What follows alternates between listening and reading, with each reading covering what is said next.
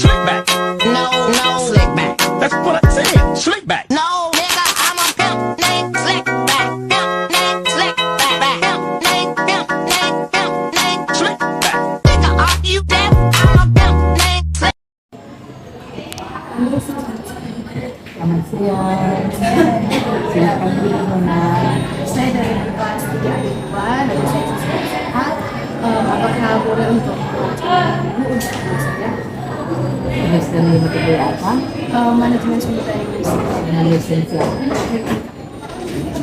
Boleh, silakan. Pertanyaan pertama, sebagai tenaga pendidik, apakah ibu pernah diberikan kerja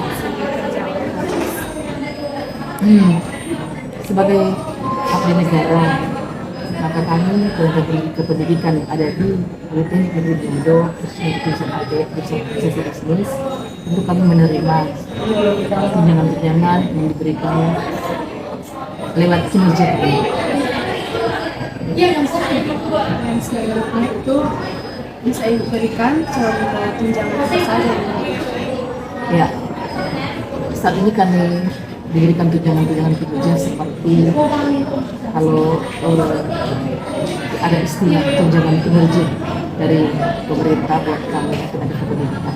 Itu ada tunjangan kinerja, kemudian ada lagi tunjangan lauk pauk. Tunjangan kalau biasa di tempat lain ada tunjangan makan minum. Jadi kalau di sini lauk pauk.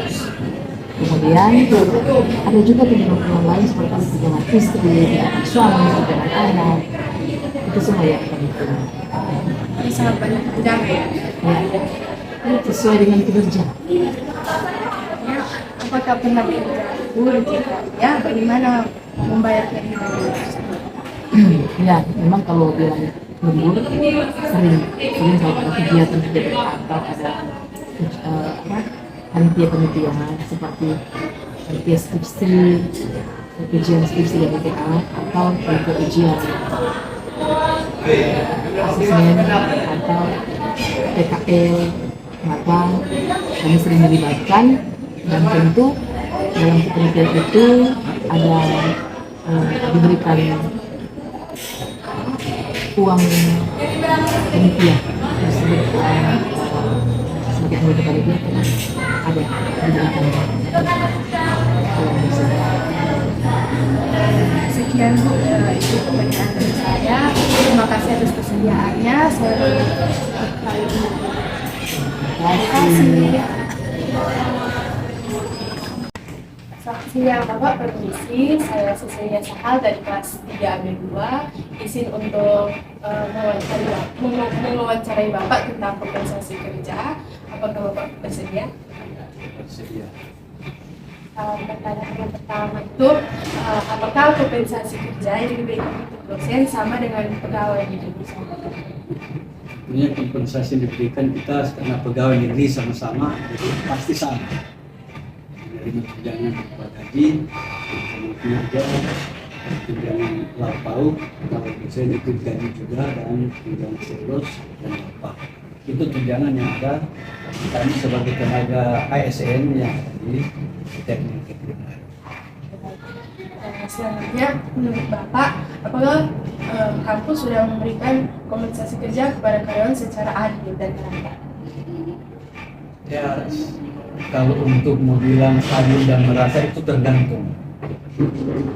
Tapi jurusan sudah memberikan kompensasi atau tunjangan itu sudah sesuai, tinggal tergantung dari jurusan atau unit kerja di Politeknik itu masing-masing. Seberapa dan besarnya itu tergantung dari unit kerja di Politeknik masing-masing. Ya, seperti itu. Selanjutnya, jika ada pegawai yang bermalas-malasan dan juga ada yang sangat rajin, apakah sama dalam pemberian kompensasi?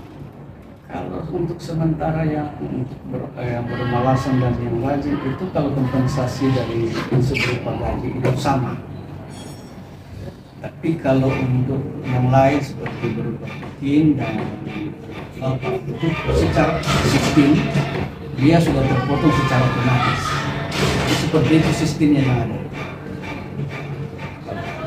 Ini pertanyaan terakhir, apakah dengan mendapatkan kompensasi kerja dapat menjamin dapat meningkatkan produktivitas dalam bekerja? Pasti, itu pasti.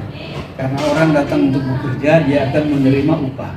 Dan dengan upah demikian yang diterima berupa gaji dan tunjangan itu pasti dia akan meningkatkan DP semangat untuk bekerja. Tetapi kembali lagi kepada masing-masing orang. Itu pasti dengan memberikan tunjangan oleh pemerintah dan kepada kita yang menerima tunjangan itu pasti akan meningkatkan produktivitas usaha bekerja di Politeknik. Baik, sekian Bapak. Terima kasih atas kesediaan dan waktunya Bapak. Terima kasih. Saya pamit undur diri. Terima kasih. Terima kasih.